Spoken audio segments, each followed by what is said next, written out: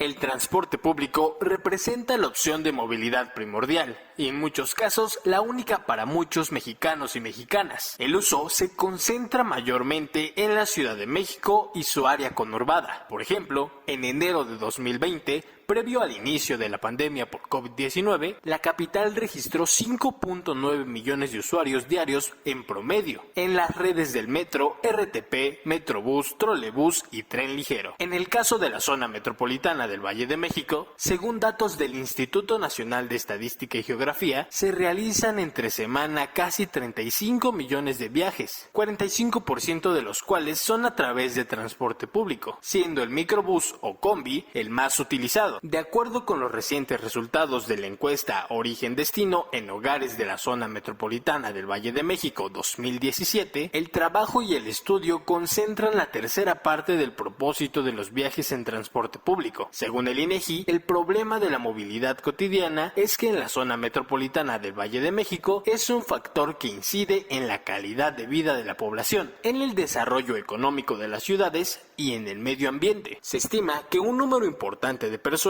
tiene que desplazarse e invertir una gran cantidad de tiempo para poder llegar a su destino, siendo que la zona metropolitana del Valle de México está integrada por 16 alcaldías de la Ciudad de México, 59 municipios conurbados al Estado de México y un municipio al Estado de Hidalgo. Uno de los problemas más acuciantes de la Ciudad de México y quizá también de todo el país es el transporte público. La falta de un transporte público de calidad, económico y al acceso de las grandes mayorías populares y de la ciudadanía es uno de los retos a los que muy difícilmente se han podido enfrentar las distintas autoridades de la Ciudad de México en los últimos años. Para hablar del tema, vamos a contar hoy con una serie de panelistas que son expertos en la materia. Me gustaría empezar introduciendo a esta mesa a Eric Serna. Eric, pues, es maestro y doctor en estudios urbanos y ambientales por el Colegio de México, especialista en pobreza urbana y espacio subterráneo, investigador del SNI, fundador y presidente del Grupo de Investigación y Desarrollo Social Habitus. Gracias por estar aquí, Eric. Muchas gracias, Ejecatl. También para este análisis contamos con Víctor Alvarado, quien es ingeniero en transporte por el IPN, especialista en espacio público y movilidad urbana por la UNAM, consultor en movilidad, transporte y seguridad vial, coordinador del área de transporte eficiente en El Poder del Consumidor. Un gusto estar contigo en esta mesa de análisis, Víctor. Muchas gracias, un saludo a tu público. Quisiera comenzar esta mesa de análisis planteando una nota que yo leía hoy por la mañana y que me parece sumamente interesante. La nota es de El Financiero, un medio bastante conocido, y de acuerdo con El Financiero, el 83% de las personas consultadas en una encuesta que realizaron ellos apuntaron que las recientes fallas en el metro son un problema de mantenimiento, mientras que el 12% cree que se deben a un problema de seguridad que la Guardia Nacional debería atender. Eric, me gustaría saber, dadas estas primeras cifras para comenzar con este análisis, ¿cuál es tu opinión sobre este tema, la percepción que hay de parte de la ciudadanía y qué tanto hay de cierto detrás de estos señalamientos que se han hecho? Bueno, Ejecatl, primero que nada, un saludo al teleauditorio. Primero que nada, habría que tener cuidado con este tipo de sondeos. Siempre, tanto los que hace el gobierno como los que hacen otros medios, porque nunca nos presentan las muestras, a quienes le preguntan, a quienes no. Pero es un parámetro, vamos a tomarlo como tal. Y basémonos en lo que nosotros podríamos sustentar, que son las cifras que se vienen haciendo. Antes de que entrara esta administración en turno, se realizó el plan maestro del metro, 2018-2030. Y me parece que allí en ese diagnóstico se puede evidenciar cómo existe toda una serie de falta de atención y falta de mantenimiento histórico que se ha venido heredando administración tras administración. Entonces, hay un diagnóstico que ya señala el mal estado de las instalaciones, del material rodante y demás aspectos técnicos del metro. Un segundo elemento que yo quisiera poner en la mesa es la falta de una política urbana de movilidad que realmente siga una planeación. Me parece que la política urbana en el último cuarto de siglo ha seguido a otro tipo de intereses y no necesariamente a mantener una movilidad estructurada teniendo como base al metro de la Ciudad de México. Entonces, para concretar este primer punto, yo concuerdo con este sondeo, me parece que hay elementos de falta de mantenimiento histórico, me parece que hay elementos de que no se han hecho las cosas con base en un plan o en un programa y que pues lamentablemente al ser bombas de tiempo comienzan a evidenciarse, ¿no? Eso es lo que yo podría decir al respecto, Ricardo. Gracias, Eric. Víctor, considerando el mismo cuestionamiento, ¿qué podrías decirnos tú de estos resultados de esta encuesta en concreto? Pero yendo un poco más allá de estas mediciones que tienen sus limitantes y que tenemos que abordar con mucho cuidado, básicamente lo que tenemos son dos señalamientos. Por un lado, esta falta de seguridad, que es la narrativa con la que el gobierno ha pues, enfrentado el problema, y por otro lado, un señalamiento muy marcado de falta de mantenimiento, falta de seguimiento de algunos puntos pendientes que ya mencionaba Eric. Me gustaría saber cuál es tu opinión, Víctor. Ya, gracias. Mira, un poco la narrativa y la percepción de los usuarios no es un tema discutible en el sentido de la percepción que pudiera tener. Es decir, los usuarios tal cual ven y perciben lo que están viviendo en su cotidianidad, y en ese sentido, la narrativa, el discurso que ha estado presente ha sido el tema del mantenimiento. Sin embargo, algo que pudiera aportar en esta discusión es que la funcionalidad del metro no solamente es una cuestión de mantenimiento, ¿no? Sino también es una cuestión de capacidad operativa, es una cuestión de gestión, también es una cuestión de administración. Mucho se está hablando de repente en este cuestionamiento de asignar muchos recursos, pero a veces destinar mayores recursos no significa que eso vaya a resolver la problemática si no se da un adecuado manejo de estos recursos. Por ponerte un ejemplo, ¿no?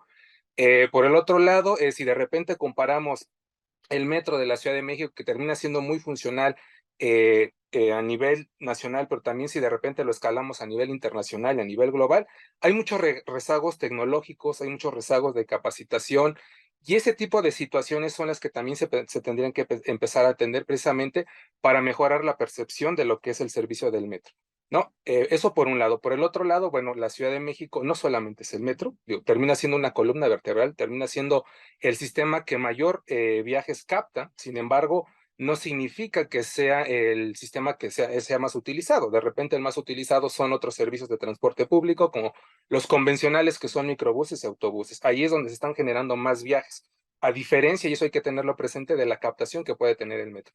Sin embargo, ya se mencionaba, es una columna vertebral que si la afecta, si hay alguna línea se ve afectada en operación, en tiempos, en financiamiento, pues sin duda alguna va a repercutir en los usuarios dentro de su necesidad de viaje. El tema aquí es, y también un poco saliéndonos del tema medular que tiene siendo el metro, es que hoy por hoy, la problemática, si la aterrizamos, es que hoy por hoy las personas tienen una necesidad de transportarse para llegar a la escuela, para llegar al trabajo, para tener una atención médica. Y si la oferta de transporte, que de alguna manera empata con esa necesidad de viaje, falla, va a colapsar precisamente esa necesidad de viaje que tú tienes como persona. Entonces, ahí la necesidad no solamente es la funcionalidad del metro, sino que deben de existir otras ofertas para poderse movilizarse las personas. Sí, gracias, Víctor. Precisamente este es el segundo tema que me gustaría que tratáramos en este segundo bloque de preguntas. Y algunos señalamientos que se han hecho, que se han vertido en la opinión pública, tienen que ver precisamente con la cuestión del presupuesto que se le ha asignado al metro Algo de eso ya mencionaba Víctor ahorita en su intervención. Por un lado se señala que que han caído los recursos que se le han invertido al metro en los últimos años, pero por otro lado hay también una posición que defiende que se están haciendo inversiones importantes. En el caso del metro en concreto está la línea 1 que se está rehabilitando en su totalidad, en un primer tramo, primero desde Pantitlán hasta Salto del Agua, me parece, y posteriormente será la otra parte, ¿verdad? Y por otro lado, se ha señalado también que en esta administración pues, se ha construido el cablebús que va hacia la Sierra de Santa Marta, el cablebús que también va hacia la Sierra de Guadalupe, en el norte de la Ciudad de México. Y en ese sentido, Eric, me gustaría conocer cuál es tu opinión sobre estas otras formas de movilidad que hay y cuál es el tratamiento que se les da dentro del presupuesto, qué es lo que se está haciendo, qué se podría hacer mejor. Mira, Víctor me parece que señala algo bien importante que hay que destacar, la ejecución del presupuesto. Hubo unas cifras, y si mal no recuerdo fue este mismo medio periodístico que mencionas, que señalaban el subejercicio que se hace del presupuesto que se le asigna al metro. Y ese, por un lado, es un tema que creo que debemos de tratar con mayor detenimiento, ¿no? No solo es soltar dinero, sino también ver a qué se le va destinando, ¿no? Hace poco celebraban las autoridades que dieron un gran número de herramientas para la base de operaciones de Zaragoza, el taller de Zaragoza, y pues, a final de cuentas no sabemos si eso es lo que más se necesita en el metro o no, o si llegó ya muy tarde. Vaya, no se trata de soltar o solucionar las cosas con billetazos, sino de tener un plan que sea estratégico y que vaya reparando el metro, dándole mantenimiento de una manera estratégica. Y luego, con las obras que mencionas, miren, no hay que dejar de lado una cosa. O sea, se invirtió en el metro en la línea 12, que es como dicen, es la gran inversión, ¿no? Pues es una línea que estuvo mal construida desde un principio y es una línea que atienden ya cuando se desploma, ¿no? Entonces es una medida reactiva, no es planeada. Y lo mismo más o menos sucede con línea 1, ¿no? Recuerden que el primer incidente fatal de esta administración justo es el choque de trenes en Tacubaya. Entonces, vaya, para analizarlo de manera crítica, no es necesariamente que se esté realmente siguiendo un plan estratégico para mejorar la movilidad. Y para finalizar este punto, hay algo muy triste. Sí, efectivamente, estos otros modos de movilidad ayudan a conectar a las zonas periféricas con la ciudad, en el caso de Cuautepec, en el caso de la Sierra de Guadalupe que mencionas, pero es que es muy triste porque esta gente llega directamente a Indios Verdes y te vas dando cuenta que los diagnósticos mencionan que hay un problema ya histórico, un proceso que se debe de dar atención al tramo de Raza e Indios Verdes, precisamente por las condiciones del suelo. Y si a esto le sumas, como decía Víctor, y con esto concluyo, que la aglomeración de las personas aumenta, es decir, le está sobrecargando al metro. Y si el metro no tiene las condiciones para soportar esa sobrecarga de pasaje que le estás poniendo con los otros medios de transporte, pues realmente lo que me parece es de que desde mi perspectiva el metro tendría que ser el corazón que dirija la política de movilidad urbana, ¿no? Los demás elementos son buenos, ayudan, pero si llegan y colapsan cuando llegan al metro, pues creo que hacen un favor muy flaco, ¿no? Sí, Eric. Víctor, me gustaría continuar con un planteamiento que me parece crucial. Y mencionabas tú, y lo retomaba Eric ahorita, que no todo tiene que ver con el ejercicio del presupuesto, que es necesario revisar cuestiones operativas, etcétera. Mi pregunta sería, ¿por qué existe la percepción de los usuarios y las usuarias de que últimamente hay más, podemos llamarles accidentes, incidentes, hechos anormales? eh, Se lleva un registro de estos hechos. Efectivamente ha aumentado en los últimos años, la tendencia es la misma. ¿Cómo podríamos nosotros estar explicando tú personalmente, cómo explicas este aparente aumento o un aumento real de estos casos que obstaculizan la movilidad urbana pues eficiente? Ya, bueno, primero que nada comentar, y es algo que he sostenido por bastante tiempo, y el tema del metro es que es un tema de campo minado. ¿En qué sentido? O sea, la realidad es un sistema que viene operando prácticamente pues, 50 años, ¿no? Donde ha tenido diversas desatenciones, pero también ha tenido atenciones. Eso es una gran realidad. O sea, hay que aterrizar esos dos aspectos. Pero cuando menciono que termina siendo un campo minado, es que realmente no hay una garantía de qué es lo que va a ocurrir el día de hoy. Y en ese sentido, el registro en el historial de fallas y afectaciones y sucesos en lo que es el sistema de transporte colectivo, debo decir que sí hay una disminución, al menos en los 2 últimos años. Sin embargo, aterrizarlo, decir que eso termina siendo significativo, no. La realidad es que se siguen presentando sucesos y acontecimientos. Voy a poner un ejemplo muy claro. El metro que se vio involucrado, uno de los 2 metros que se vio involucrados en este suceso lamentable, en los últimos 6 años tenía 1,500 visitas al taller de mantenimiento por fallas en el tema de frenado, ¿no? Entonces, este tipo de situaciones sí se documentan. La realidad es que hoy las personas, los usuarios, están aprovechando los medios que existen para visibilizar lo que está ocurriendo. Esa es la gran realidad. O sea, no es que de repente ya no estén ocurriendo estos sucesos de forma convencional o atípica. La realidad es que ocurren, solamente que hoy están teniendo esa visibilidad, y el usuario justamente está haciendo esa denuncia que por mucho tiempo había realizado, pero que hoy está encontrando en estos espacios digitales el poderlo visibilizar. Esa es la gran realidad, ¿no? Eso es lo que te podría contestar.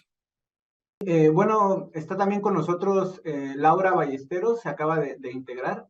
Laura es politóloga por el Tecnológico de Monterrey, maestra en Dirección Estratégica y Gestión de la Innovación por la Universidad Autónoma de Barcelona, ex secretaria de Movilidad de la Ciudad de México, activista y senadora suplente. Bienvenida, Laura.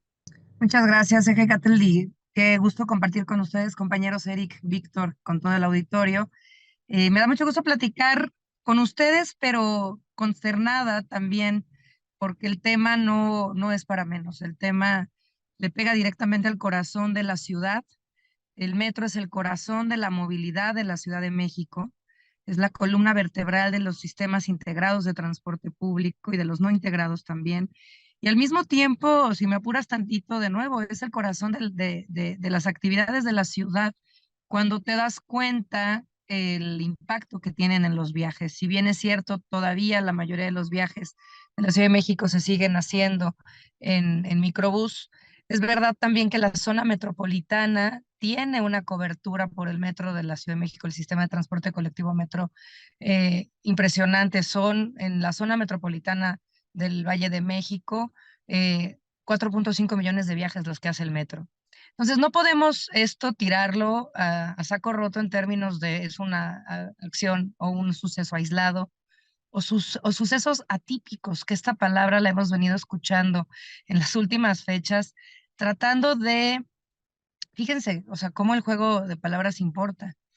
Están tratando de normalizar dentro de la suspicacia la problemática que está teniendo el metro de la Ciudad de México, que no es otra cosa de solución más que de pesos y centavos. Pesos y centavos. Tienen que meterle al mantenimiento del metro.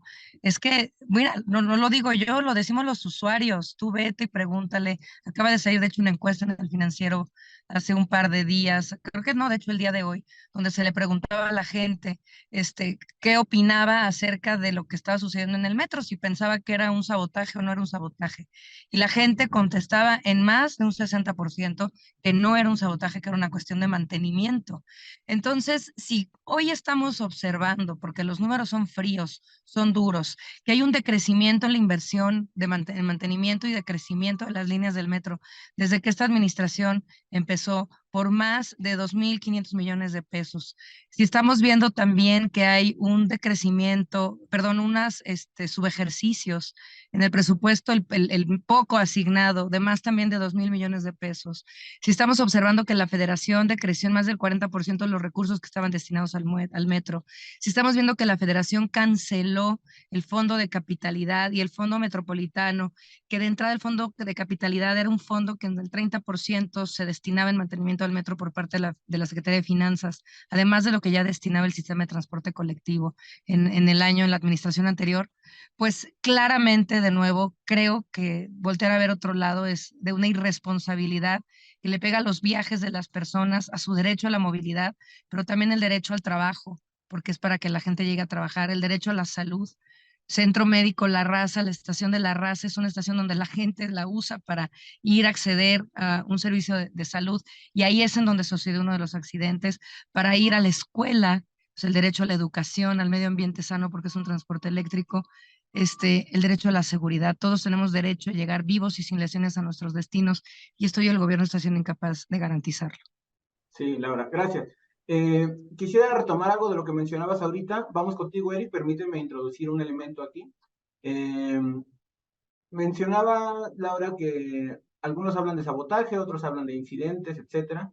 Y bueno, ¿por qué existe esta narrativa de que hay sabotajes? Que viene desde las autoridades precisamente, considerando lo que ya mencionaba Víctor sobre un registro que existe y que pues ahora parece que hay una caída en los últimos 2 años, mencionaba, no muy grande, pero que sí hay una caída, y ahora tenemos una narrativa de parte de las autoridades de que hay sabotaje. Entonces esto se resuelve metiendo la Guardia Nacional. Entonces, Eric, quisiera, no sé si pudieras abordar también esta cuestión, además de lo que tú nos querías ya comentar.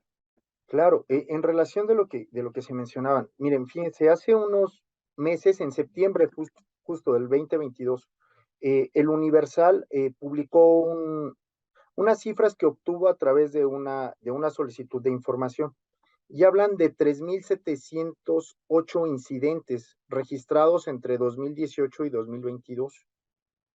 ¿Qué es un incidente? O sea, porque aquí es interesante ir como desagregando, ¿no? Un incidente puede ser causado porque arrojan diversos objetos a las vías del metro, que fue como lamentablemente le sucedió a esta mujer, a Viviana, ¿no?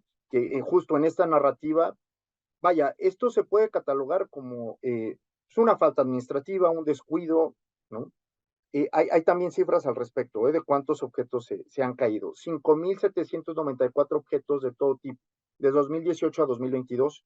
Bajo esta narrativa del sabotaje, entonces estaríamos hablando que hubo 5,794 intentos de sabotaje, ¿no? Eso suena absurdo, ¿no? Y de hecho uno, pues no es de que celebre, pero dices, bueno, al menos ya se desistieron de la acusación, ¿no? Que era totalmente infundada. Y luego, miren, habría que ver de estos hechos por los cuales retiran a los metros o a los trenes de circulación. El principal motivo que encontraron tiene que ver con fallas en la apertura y en el cierre de puertas. El segundo tiene que ver con pilotaje, ¿no? Por ejemplo. Y otros tienen que ver con fallas en el material rodante. Algunos porcentajes tienen que ver con estas caídas de objetos a las vías del metro, ¿no? Entonces, fíjense cómo descomponiendo estas narrativas obtenemos diferentes explicaciones hacia por qué suceden los incidentes en el metro. Ojo con la palabra. Eso es un incidente, y otra cosa son accidentes del tipo choque de trenes, que son incidentes fatales, que pueden ver por causas técnicas o por razones humanas. Y otra cosa, y esto sí lo quiero destacar sin ánimos de querer construir sobre la tragedia, lo que sucede en la línea 2. O sea, la línea 2 es un claro ejemplo de negligencia, de corrupción, ¿no? De no atender los llamados al mantenimiento que se habían hecho durante 3 administraciones. Y sobre eso no tenemos todavía responsables, y créanme que va a ser muy difícil que los identifiquen. Entonces, a mí me parece que debemos de plantear una resistencia ante esta imposición de narrativas que buscan invisibilizar otras causalidades u otras líneas de reflexión que seguramente impactan o tienen impactos políticos o tienen otro tipo de impactos inclusive éticos hacia las autoridades. Sí me parece muy lamentable que quieran reducirlo todo a una hipótesis de sabotaje, cuando es claro que el principal problema surge en los túneles, surge en las vías, no en los andenes, ¿no? La Guardia Nacional en los andenes te sirve de poco, porque no es allí donde se están originando los incidentes recientes con respecto al metro. Eso es lo que yo quiero compartirles. Gracias, Eric. Víctor, para entrar a la última parte de nuestro programa, quisiera yo plantearte una pregunta muy concreta. ¿Qué tendrían que estar haciendo las autoridades de la Ciudad de México y las que van a venir después de 2024 para mejorar no solamente el metro, sino la movilidad urbana, considerando los elementos que ya se han planteado aquí? Algo de lo que decía Laura, no solamente es un espacio de conectividad, sino podemos hablar aquí del derecho a la educación, del derecho a la salud, del derecho al trabajo, etcétera. ¿Qué se está haciendo? ¿Qué se tendría que hacer mejor, más allá del metro? Y si quieres retomar algunos de los elementos que ya se han planteado aquí por parte de Eric o hacer alguna reflexión final. Ya, de entrada mencionar, y hay un grado de coincidencia en cuanto a que el metro termina siendo la columna vertebral, el corazón de la movilidad de la Ciudad de México. Sin embargo, algo que termina siendo significativo de la Ciudad de México es que ofrece una oferta amplia de servicios de transporte público, ¿no? Y eso a veces de repente no se destaca. Y ya se mencionaron diferentes opciones: el Metrobús, el trolebús, el tren ligero, los corredores que se han ido conformando, ¿no? Y ahí es donde haría un primer señalamiento de complemento. ¿En qué sentido? Hay un gran retraso en la reestructuración del esquema operativo para migrar a corredores de transporte público, migrar a un esquema operativo ruta empresa, es decir, estas concesiones individuales. Termina siendo una competencia aún todavía, una serie de problemáticas que la acompañan. Y hoy decir, al menos en lo que va en esta actual administración, ese proceso ha sido un tanto lento. Entonces, una de las acciones que se tendrían que hacer de forma inmediata es acelerar el proceso de conformar más corredores de transporte público que te permiten de alguna manera llegar a lugares que difícilmente un metro no lo podría hacer, de alguna manera, ¿no? Que no lo podría hacer también un metrobús, sino justamente este tipo de servicios. Y lo que quiero transmitir es justamente que las opciones de movilidad dentro de la Ciudad de México no tendrían que centrarse solamente en una, ¿no? Tocando el tema específicamente del metro, sí, sin duda alguna se tienen que asignar mayores recursos. Sin embargo, hay algo que tenemos que tener muy presente cuando hablamos de temas de movilidad y transporte: es que las acciones se tienen que hacer en un corto plazo, ¿no?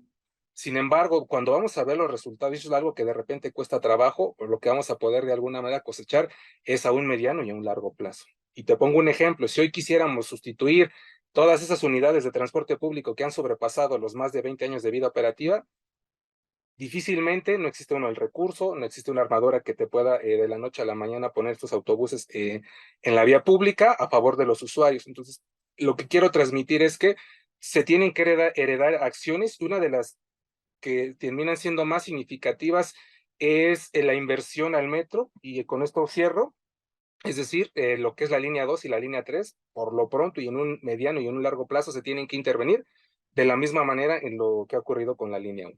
Esa sería mi aportación. Gracias. Gracias, Víctor. Misma pregunta para ti, Laura. ¿Qué tendrían que estar haciendo las autoridades de la Ciudad de México, las que tenemos ahora y las que van a venir a partir de 2024, para mejorar la movilidad urbana de esta ciudad y para que efectivamente se cumplan todos los derechos que tú ya mencionabas en tu intervención anterior? Es que fíjense cómo estamos en el peor de los mundos. Estamos en una situación en donde esta administración ya está para 4 años y no invirtió en mantenimiento y en expansión del metro lo que tendría que haber hecho.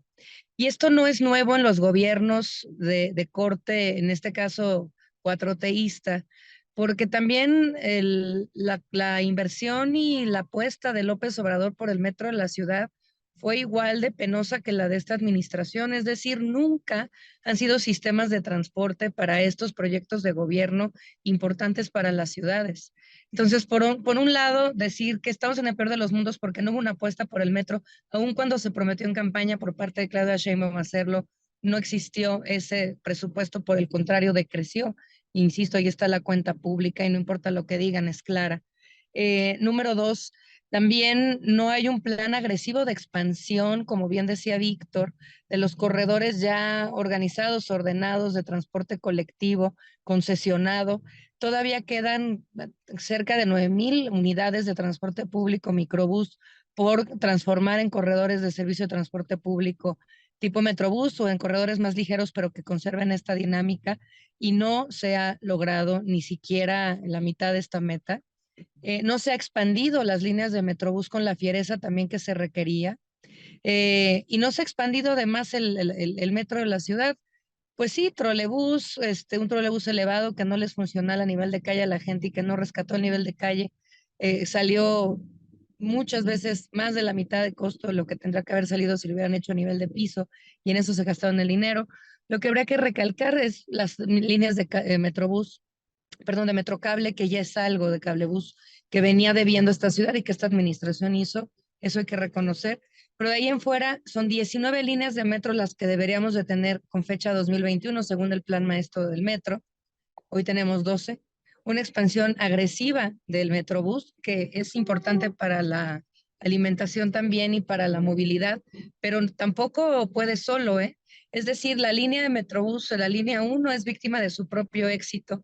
Con la cantidad de viajes que maneja todos los días hoy, necesita o carriles adicionales de rebase o un metro también que circule por esta zona de insurgentes en donde todavía no existe, y cómo podemos ir alimentando estos sistemas de movilidad.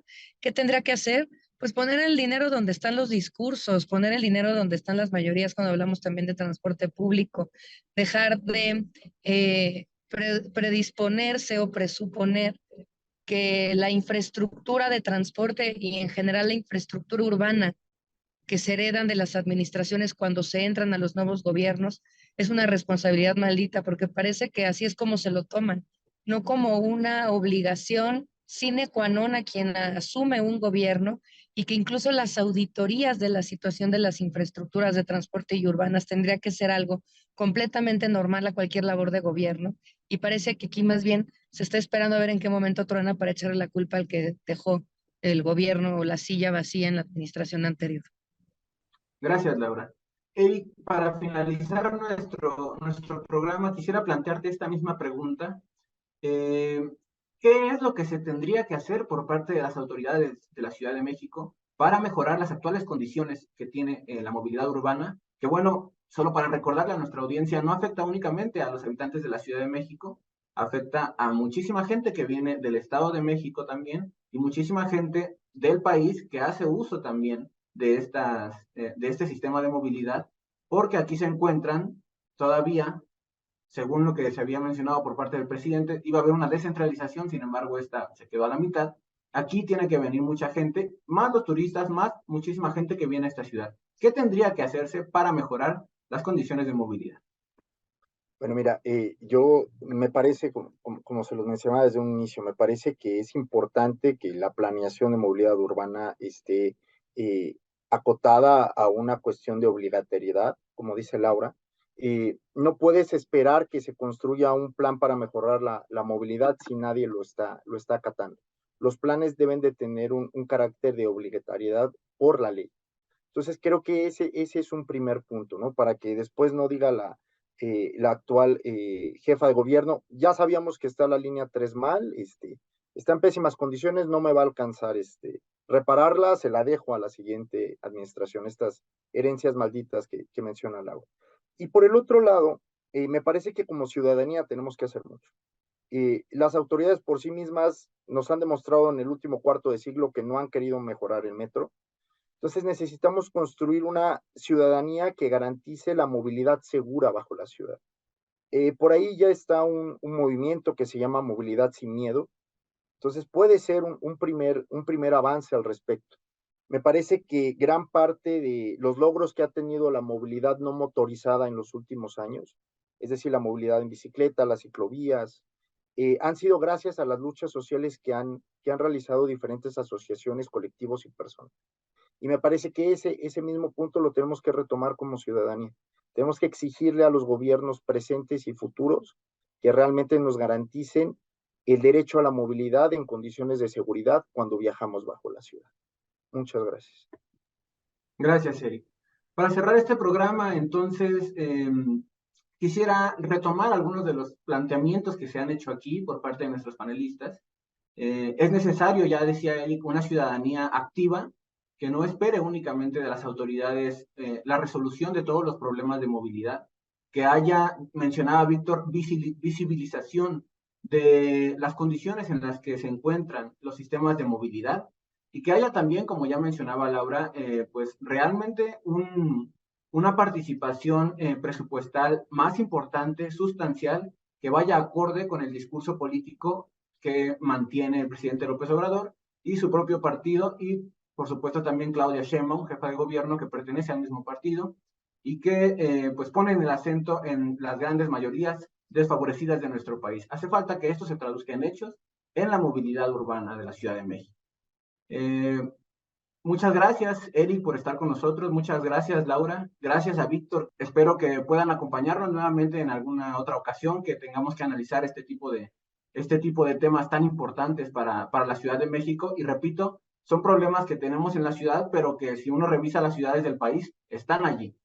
Una movilidad urbana accesible para las grandes mayorías pública que permita el cumplimiento de los derechos de todos y de todas. Muchas gracias nuevamente.